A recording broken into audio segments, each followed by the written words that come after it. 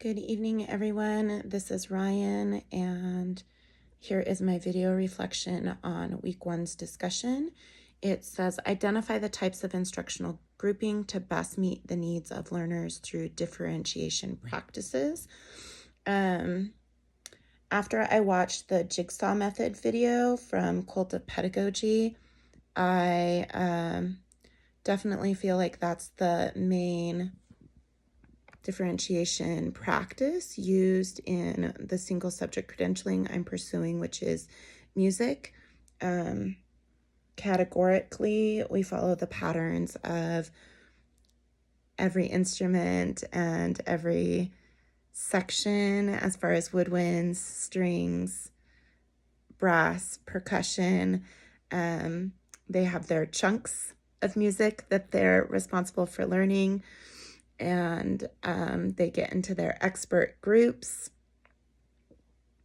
They have to work independently on their material, and then they discuss it amongst their extra groups, and then they get back together in their jigsaw group, which would be the band or the orchestra, and then it is the final product. And assessment would be, I guess, when the conductor teacher puts it together. Just trying to relate my single subject, which I know is a little niche, to the learning models that are being presented. My background, however, my academic background is in theater arts. And so kind of merging with the contextual example that was provided here with the 8th grade teacher teaching a lesson on literacy elements. Like I said, I kind of merged that into prompt 1 that you want answered. Identify a common core standard. I chose in the theater arts to take a play that the students have already read. Common core standard for reading literacy would, for 8th grade, would be reading literature, English language arts, RL 8.2, Common Core Standard, and 8.3. They say determine a theme or central idea of a text and analyze its development over the course of the text, including its relationship to the characters, setting, and plot. Provide an objective summary of the text.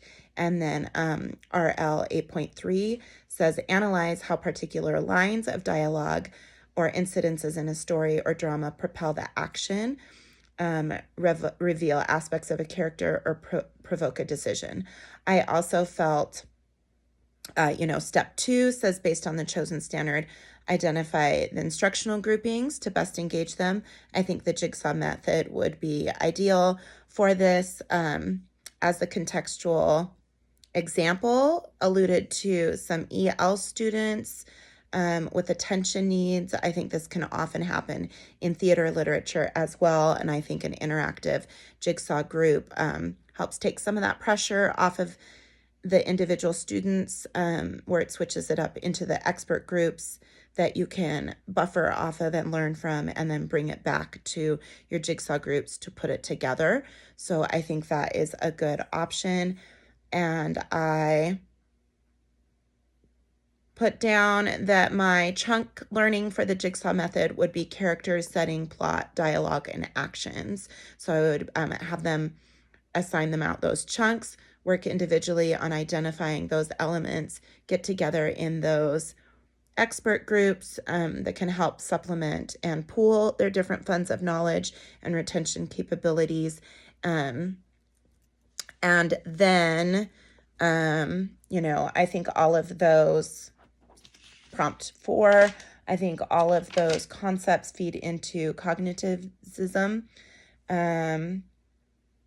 I would also provide a graphic organizer that they would each be individually accountable to submit, but they can work collectively as a group to get it figured out. And then to offer differentiation, I would have the groups come back together and perform like a 2-minute skit of their summation, just to get people up and learning.